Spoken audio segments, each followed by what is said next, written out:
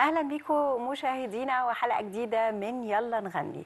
طبعا في برنامجنا دايما بنبحث عن الأصوات الجميلة في كل محافظات مصر، ويمكن الحلقة بيكون ليها طعم مختلف لما الباند اللي بيكون معانا مش بيكون مجرد باند غنائي، ولكن باند عنده مهمة وعنده رسالة بيحاول ان هو يحققها من خلال الباند.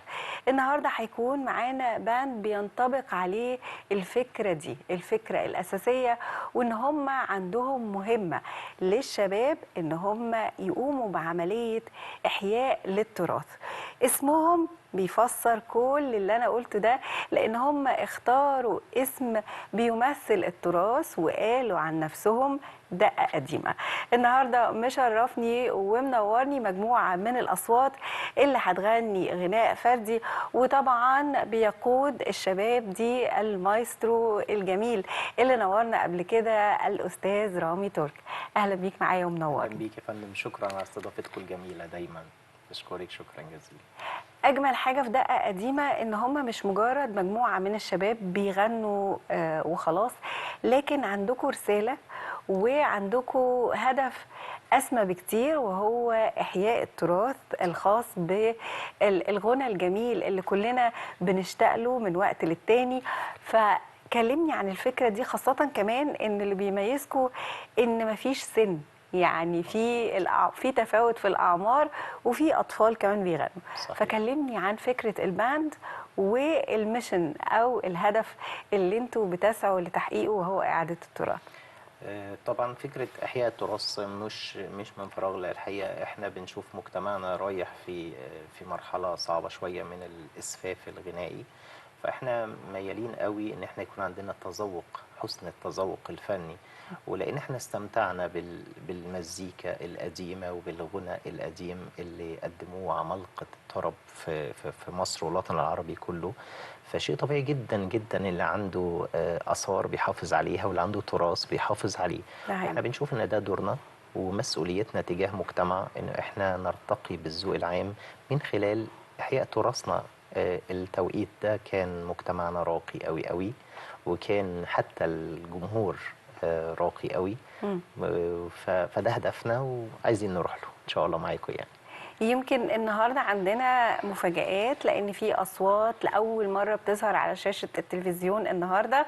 وبما إننا بنتكلم على التراث، خلينا نبتدي ببداية فعلا من التراث. الأغنية اللي هنبتدي بيها حلقتنا النهارده هي أغنية لأيقونة من أيقونات التراث المصري المبدع سيد درويش. هنبتدي بالأغنية دي، أغنية من أجمل الأغنيات لسيد درويش، أغنية أهو ده اللي صار، واللي هيقدمها لنا صوت من الأصوات اللي أول مرة هتظهر معانا على شاشة الفضائية المصرية، سيف الحسين.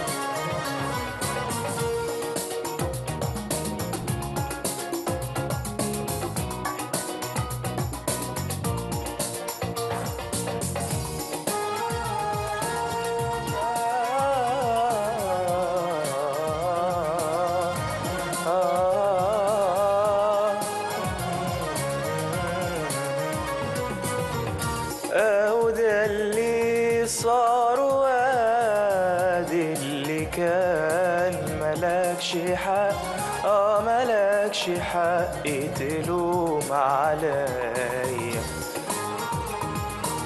صار وادي اللي كان ملكش حق، ملكش حق تلوم عليا. تلوم عليا ازاي يا سيدنا، وخير بلادنا ماهوش بايدنا. تلوم عليا ازاي يا سيدنا، وخير بلادنا ماهوش بإيدنا. قولي عن أشياء تفيدنا وبعدها بقى لوم عليا. أهو ده اللي صار وادي اللي كان ملكش حق، ملكش حق تلوم علي. مصر يا أم العجايب، شعبك أصيل والخصم عايب. مصر يا أم العجايب، شعبك أصيل والخصم عايب. خلي بالك من الحبايب، دول أنصار القضية. أهو ده اللي صار وادي اللي كان ملكش حق، ملكش حق تلوم علي. وبدل ما يشمت فينا حاسد، ايدك في ايدي وقومني جاي. وبدل ما يشمت فينا حاسد، ايدك في ايدي وقومني جاي. واحنا نبقى لكل واحد ده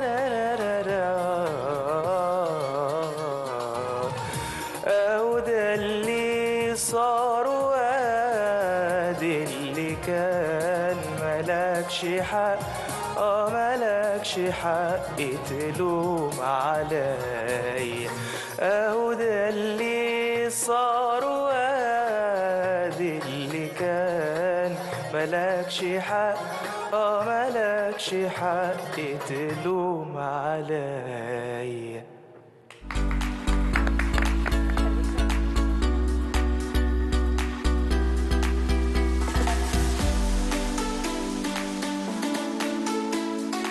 ايه الشطاره دي بجد، برافو. انا عايزه اقول لك على حاجه، يعني طبعا من الواضح جدا ان انت ودنك الموسيقيه حلوه قوي. بما انك بقى بتدرس كمبيوتر ساينس، فالذكاء عالي قوي، والمطرب الذكي ده مهم، لانه هو ممكن يكون بسبب الضغط، ولاول مره بيقف قدام الكاميرا نسي بعض الكلمات، ولكن هو اتصرف بسرعه جدا. وسرعه البديهه دي والذكاء ده بتاع فنانين بروفيشنال، يعني لازم يكون. ايه الشطاره دي؟ بتتدرب ازاي بقى، وبتقسم وقتك ازاي ما بين الدراسه وما بين الباند، وتجربتك في الباند بشكل عام؟ انا من وانا صغير مستر رامي يعني يعتبر اللي مربيني يعني، ومعلمني الغنى، جايبينها من تحت قوي مع بعض يعني. جايبينها من تحت. انا اول ما شفت سيف حسيت ان هو كول، الجينز والسواتر، قلت اهو ده اللي صار، مش راكبه شويه على اللوك بتاعه. ولكن انا مبسوطه قوي لان انت شبه شباب كتير، والشباب ده احنا نفسنا ان هم يكون عندهم ثقافه الاغاني دي زيك. فانا سعيده بيك قوي، وربنا يوفقك. وركز لان انت شاطر وصوتك حلو قوي، خامه حلوه، وان شاء الله المره الجايه نشوفك بقى باغنيه اقوى كمان ان شاء الله. ان شاء الله. شكرا يا سيدي. ايه الشطاره دي؟ ربنا يخليك.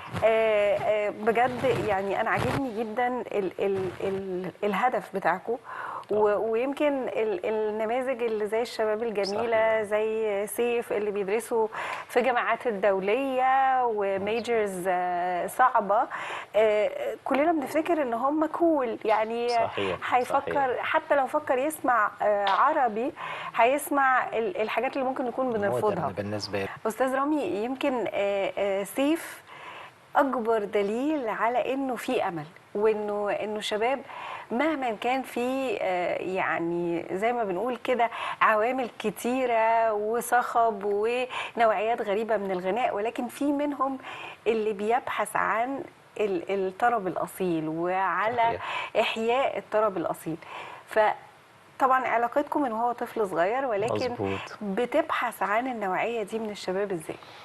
بص الحقيقة هي احنا لأنها رسالة فاحنا بنبحث عنها طول الوقت، وبندعم دايما فكرة ان الأسرة غرزة في يعني سيف والدته معتنية جدا انه يغني طرب قديم، ودي حاجة مهمة لأننا بنشوف الأسرة ليها دور فعال قوي في النقطة دي.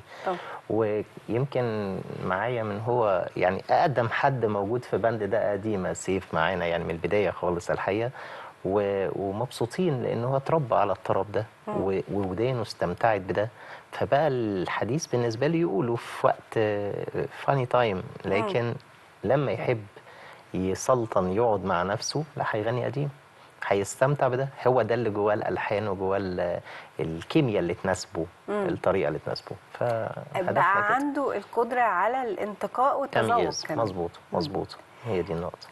هو ده اجمل حاجه في الباندز اللي من نوعيه دقه قديمه، لانه زي ما قلت في البدايه هم مش بس بيغنوا او مجموعه من الاصوات واتجمعت، ولكن هم اتجمعوا على هدف مهم جدا، وهو اعاده احياء التراث المصري.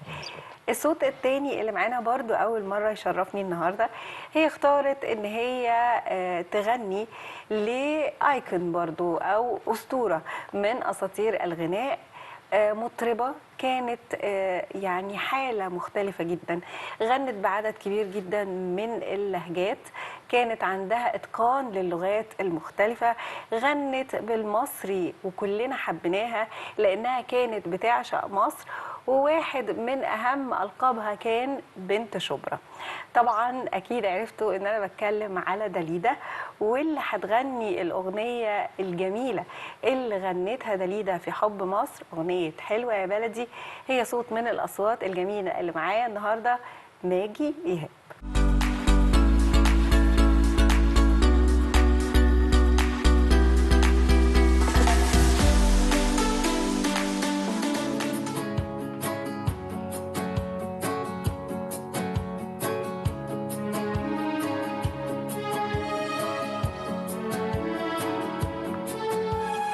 كلمة حلوة وكلمتين حلوة يا بلدي، غنوة حلوة وغنوتين حلوة يا بلدي، أملي دايما كان يا بلدي إني أرجع لك يا بلدي، وأفضل دايما جنبك على طول، ذكريات كل اللي فات فاكرة يا بلدي، قلبي مليان بحكايات فاكرة يا بلدي، أول حب كان في بلدي مش ممكن أنسى يا بلدي، فين أيام زمان قبل الوداع كنا بنقول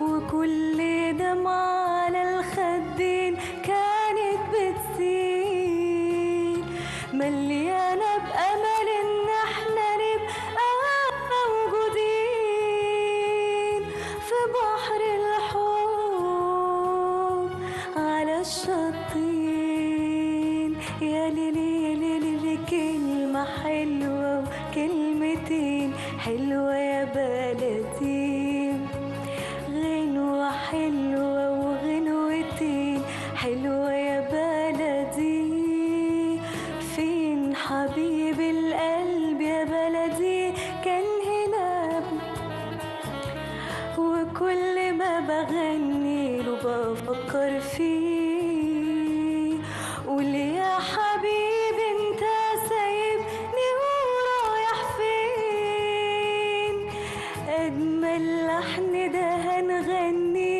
احنا الاتنين، يا محلى كلمة بلدي في غنوة من سطرين، يا ليل يا عين يا عين يا ليل يا ليل يا ليل يا ليل، كلمة حلوة وكلمتين قمر يا بلدي، غنوة حلوة وغنوتين حلوة يا بلدي، أمل بالي دايما كان يا بلدي إني أرجع لك يا بلدي وأفضل دايما جنبك على طول.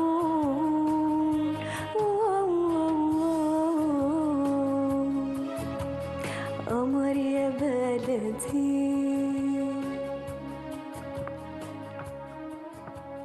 حلو يا بلدي.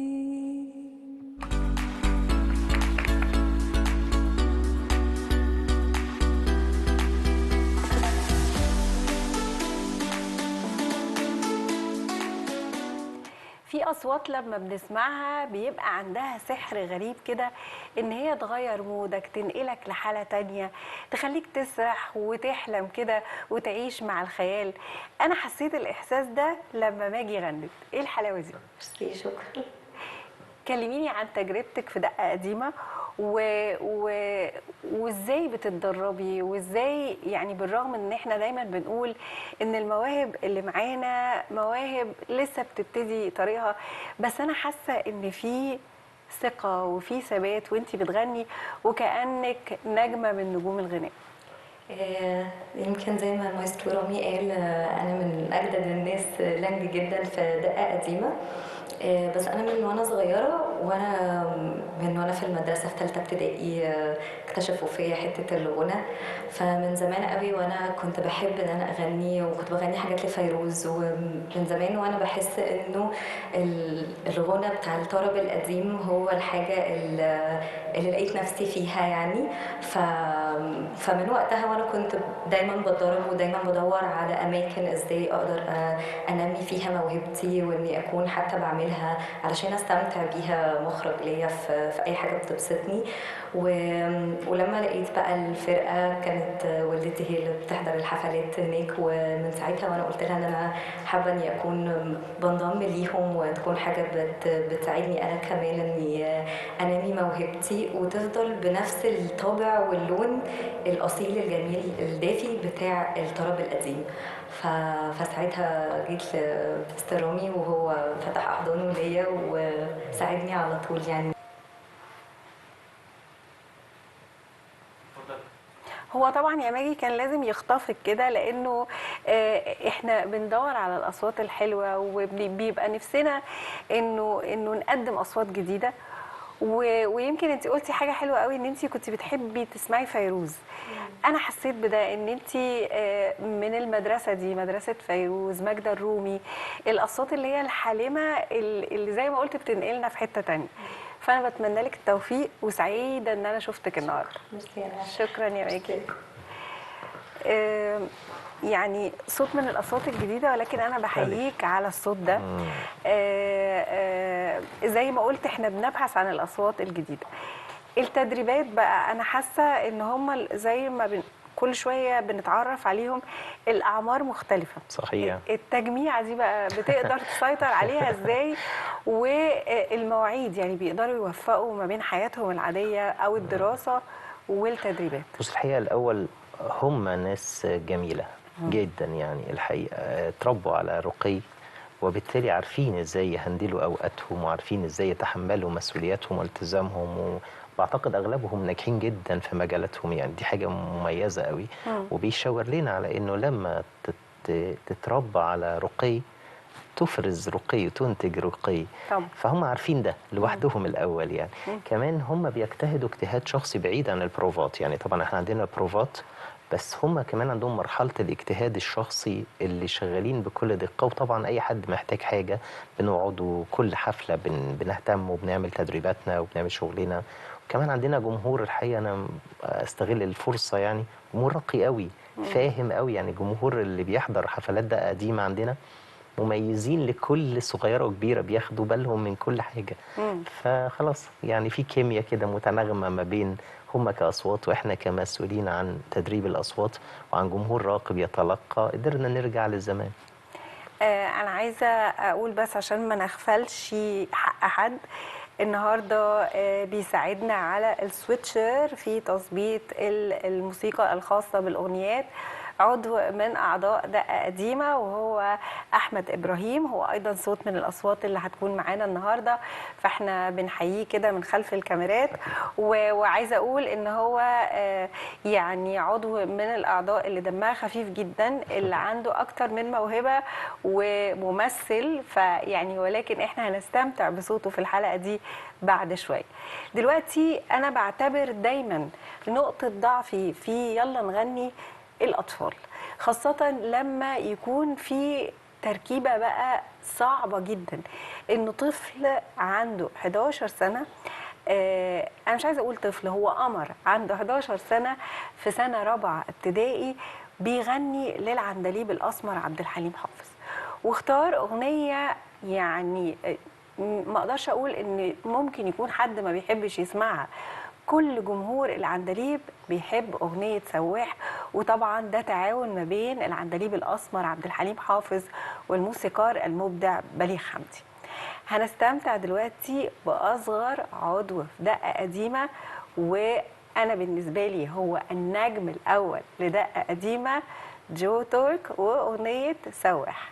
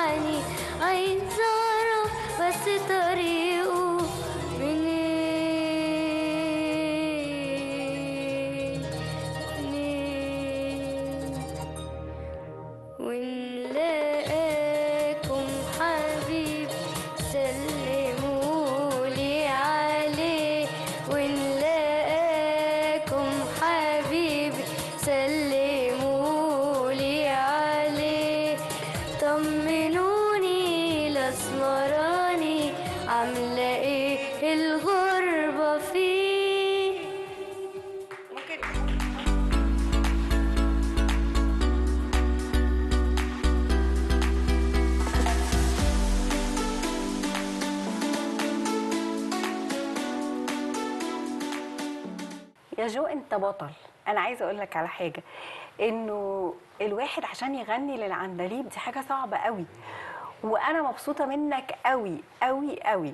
وعايزه اقول لك انه كل الناس اللي واقفين ورا الكاميرا كانوا فخورين جدا ان حد في سنك، انت مش صغير على فكره، انه حد يكون عنده الماتيوريتي دي. هو عايزه اقول الكلمه، انت ناضج جدا وذكي جدا ومش اقل من اي حد هيغني النهارده. شكرا. فانا سعيده بيك قوي. قول لي بتتدرب ازاي؟ وانا عايزه اقول حاجه، هو طبعا جو من الاسم هو ابن الاستاذ رامي، ولكن اجمل حاجه انا شايفاها في الباند انه كلهم ولاده، فما فيش فرق بينهم تماما. فاحكي لي كده بقى، المايسترو رامي تولك بيدربك ازاي؟ لا هو يعني بكل سهولة واحنا بنقعد نغني مع بعض عادي، بندندن كده واحنا مثلا راكبين العربية في أي حتة. في اي البيت على طول غنى؟ الحقيقه ايوه. مع كم مشكله كده. طب ممكن في النص كده الموضوع يقلب جد ويبقى فيه زعيق؟ لا خالص خالص. خالص. احلى حاجه ان انتوا صحاب. الغنى مع الفرنش، انا عارفه ان المدارس الفرنسيه بتكون صعبه شويه، صح كده؟ سي با فاسيل.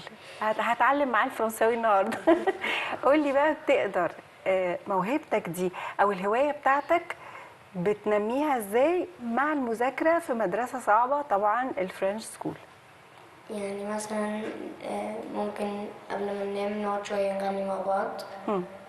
وساعات يعني لو افتكر في مرة كنا قعدنا سهرنا شوية ما حسناش بالوقت، قعدنا نغني شوية لعبد الحليم، شوية لأم كلثوم، قعدنا نغني شوية ما حسناش بالوقت، لقينا الوقت اتأخر فنمنا، وقبل بعد ما نصحى يعني مش وقت محدد.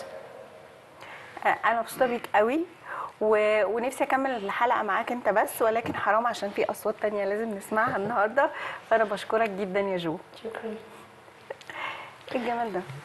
استاذ رامي بجد هي مش مجامله، ولكن انا حسيت لما طبعا رهبه الكاميرا ورهبه الوقفه قدام الكاميرا ما نقدرش يعني نلوم فيها جو، ولكن اول ما ابتدى يتكلم انا حسيت انه شاب ناضج عنده فكر، بيتكلم بمنتهى الثبات.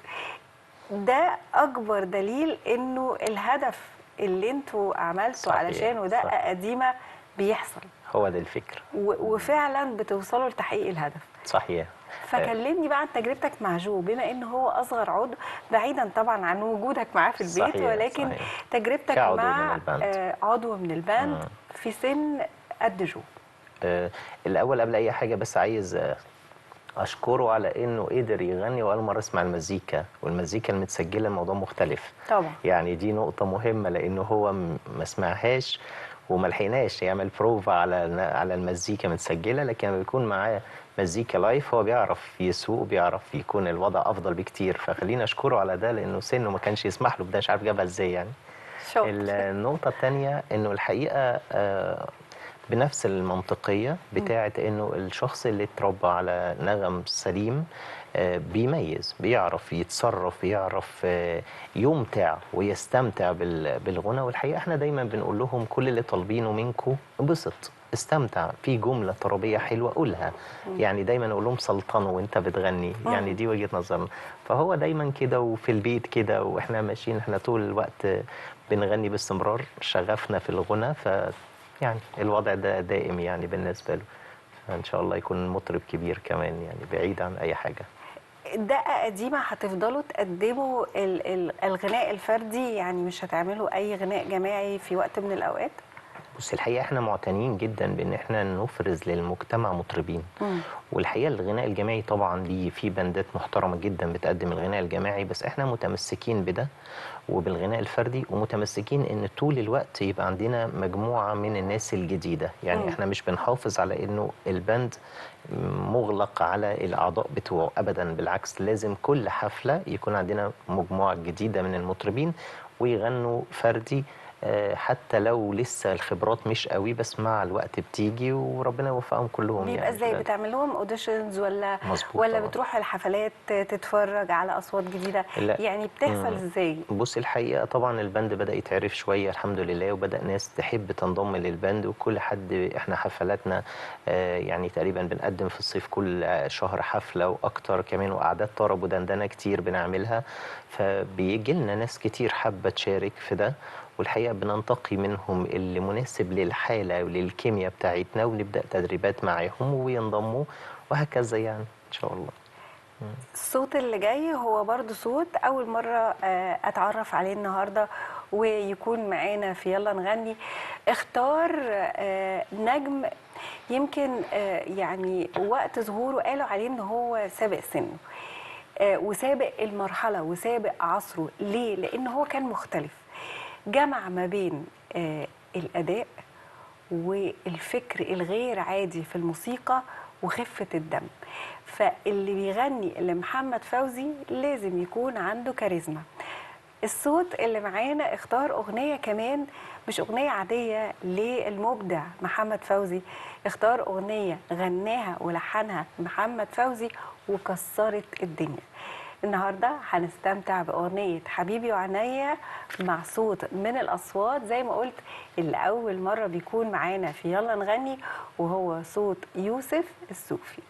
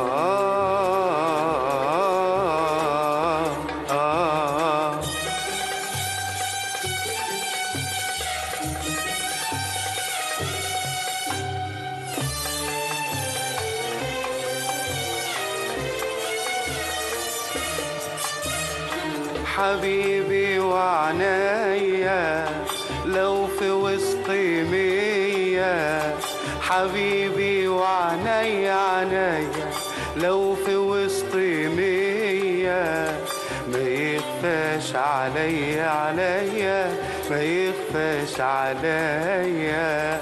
حبيبي وعنيا لو في وسط مية، حبيبي وعنيا عنيا لو في وسط مية، ما يخفاش عليا ما يخفاش عليا.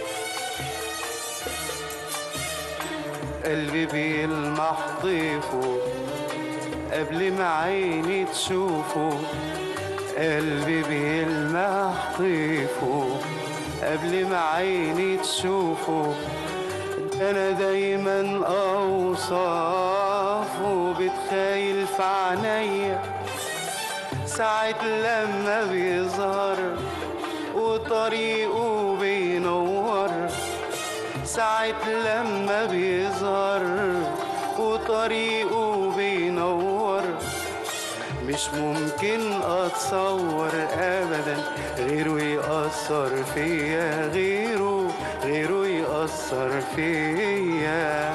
حبيبي وعنيا لو في وسط مية، حبيبي وعنيا عنيا لو في وسط مية ما يخفاش عليا ما يخفاش عليا.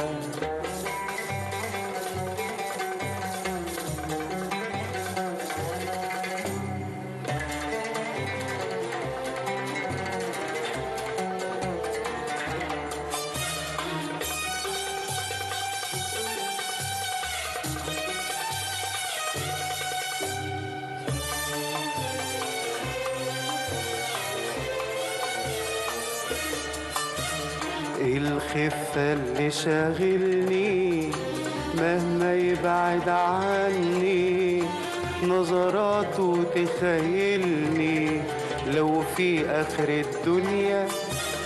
الخفة اللي شاغلني مهما يبعد عني نظراته تخيلني لو في آخر الدنيا. أبو شامة وعلامة أبو طلعة بسامة أبو شامة وعلامة أبو طلعة بسامة. قلبي بيفرح ياما لما يهل عليا لما يهل عليا. حبيبي وعنايا لو في وسط مية حبيبي وعنايا لو في وسط مية ما يخفاش عليا أبدا ما يخفاش عليا.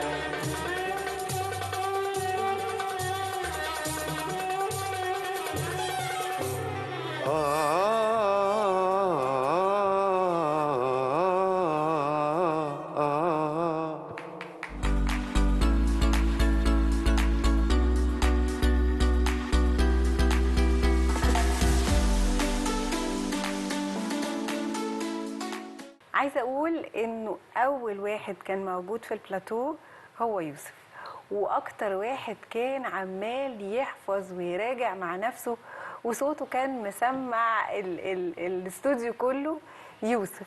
فالحقيقه انا سعيده جدا بيك يا يوسف. ايه الشطاره دي؟ شكرا.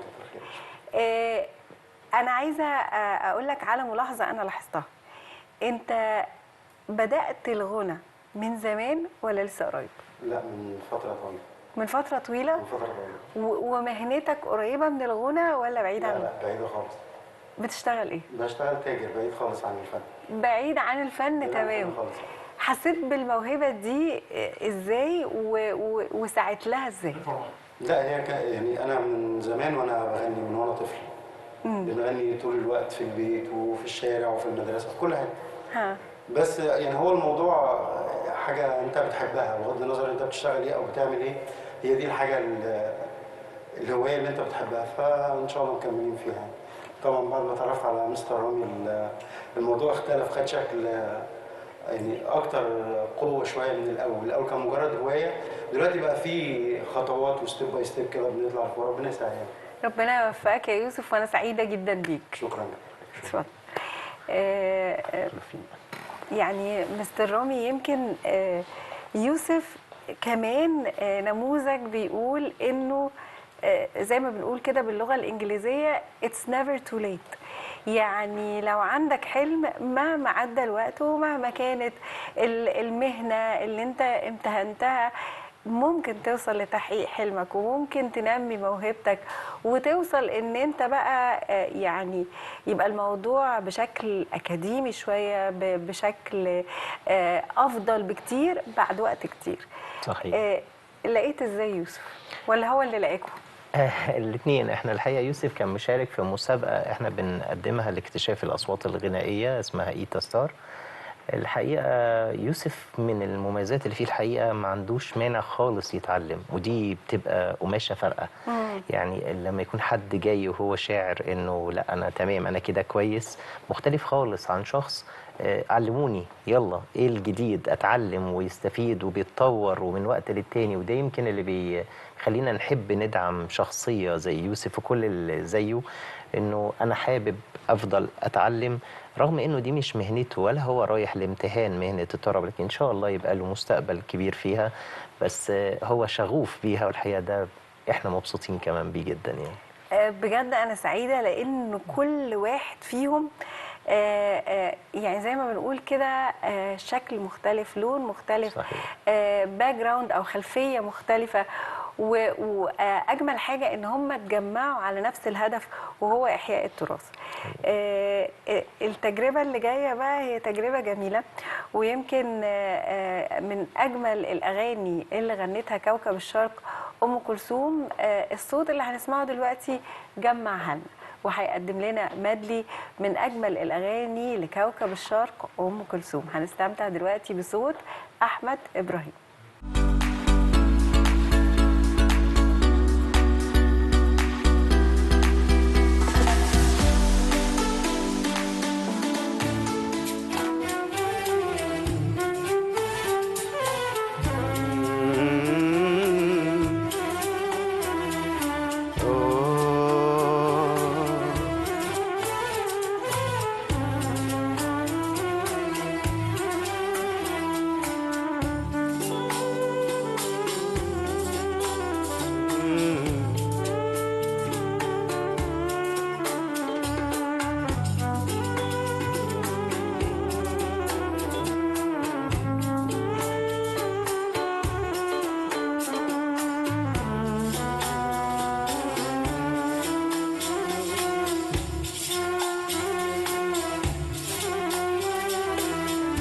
أنساك ده كلام، أنساك يا سلام، أنساك ده كلام، أنساك يا سلام، أهو ده اللي مش ممكن أبدا ولا أفكر فيها أبدا أبدا، أهو ده اللي مش ممكن أبدا ولا أفكر فيه أبدا أبدا، ده مستحيل قلبي يميل، ده مستحيل قلبي يميل ويحب يوم غيرك أبدا أبدا، أهو ده اللي مش ممكن أبدا.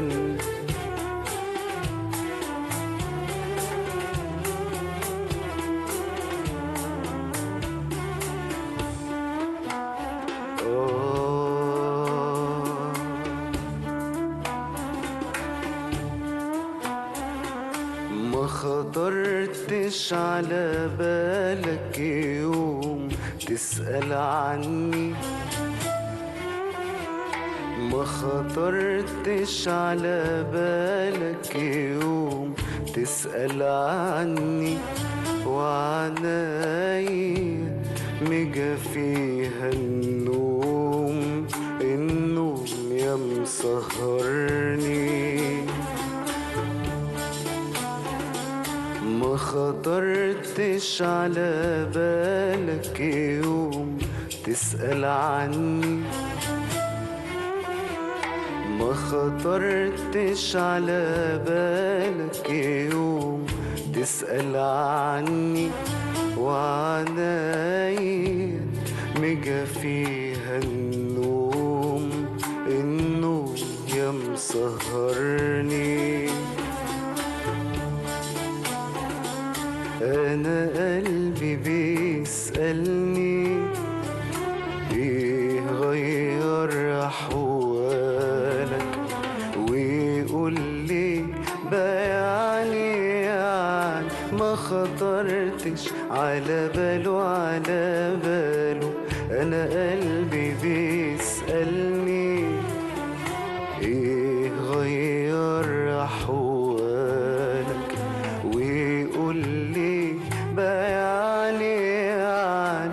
خطرتش على باله. أمال حلاوة قربك فين وفين حنان قلبه عليا وفين غلاوة قربك فين الوداد والحنية يا ناسيني وانت على بالي وخالك ما يفارق عيني. ريحني واعطف على حالي وارحمني من كتر ظنوني يا ناسيني وانت على بالي وخالك ما يفارق عيني. ريحني واعطف على حالي وارحمني من كتر ظنوني. لا عينيا بهوى النوم ولا بخطر على بالك يوم. لا عينيا بهوى النوم ولا بخطر على بالك يوم. تسأل عني يا مسهرني.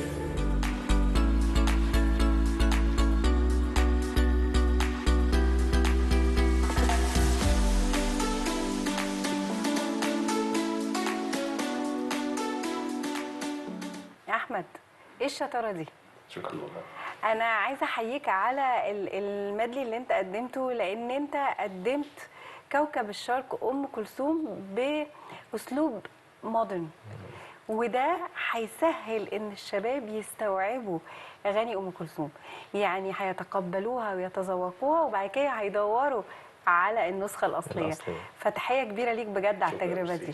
وعايزه اشكرك جدا على مجهودك معانا خلف الكاميرات النهارده، فتحيه كبيره ليك وربنا يوفقك. شكرا. شكرا. ميرسي. طبعا استاذ رامي، بجد انا سعيده ان حضرتك كنت معايا النهارده، وبحيي كل الشباب وبحيي دقه قديمه على الهدف الجميل.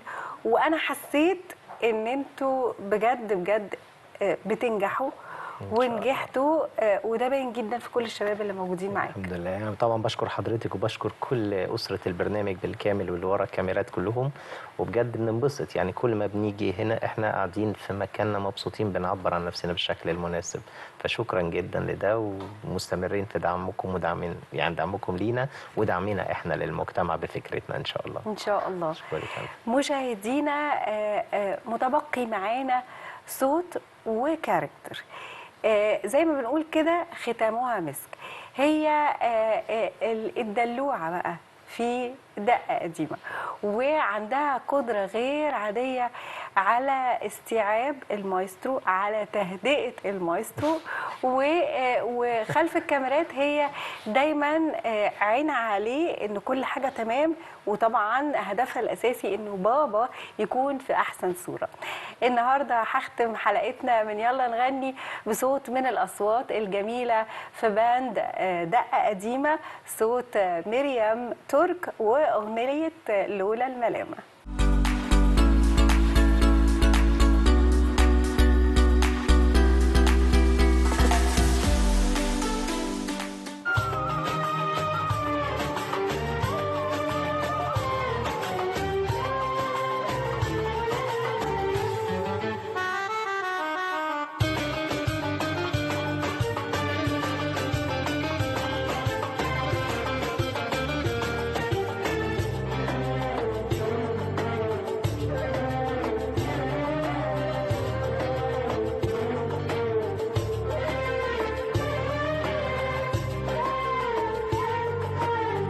لولا الملامة يا هوى، لولا الملامة لفرد جناحي عالهوى زي اليمامة. لولا الملامة يا هوى، لولا الملامة لفرد جناحي عالهوى زي اليمامة. وأطير وأرفرف في الفضاء وأهرب من الدنيا الفضاء، وأطير وأرفرف وأرفرف في الفضاء وأهرب من الدنيا الفضاء. وكفاية عمري كفاية عمري اللي انقضى وأنا بخاف الملامة وأنا بخاف الملامة من الملامة.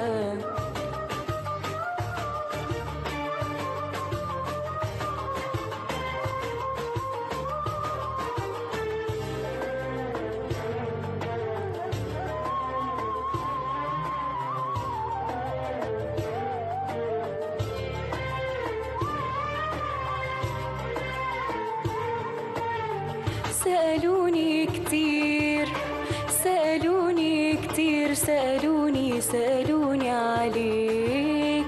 سألوني كتير سألوني عليك. بتحبي أيوة وهنكر ليه. سألوني كتير سألوني عليك. بتحبي سألوني عليك. بتحبي أيوة وهنكر ليه. بصولي ملام وقالولي كلام جراح.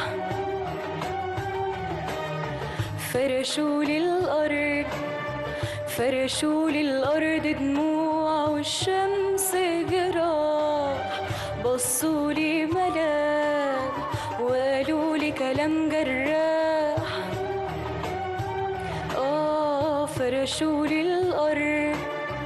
فرشولي الأرض دموع والشمس جراح.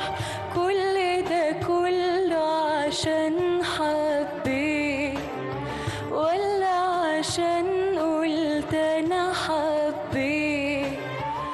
كل ده كله عشان حبيت ولا عشان قلت أنا حبيت.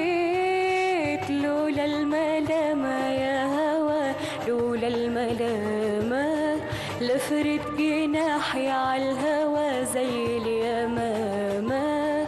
لولا الملامة يا هوا لولا الملامة لفرد جناحي عالهوا زي اليمامة. وأطير وأرفرف في الفضاء وأهرب من الدنيا الفضاء. وأطير وأرفرف في الفضاء وأهرب من الدنيا الفضاء.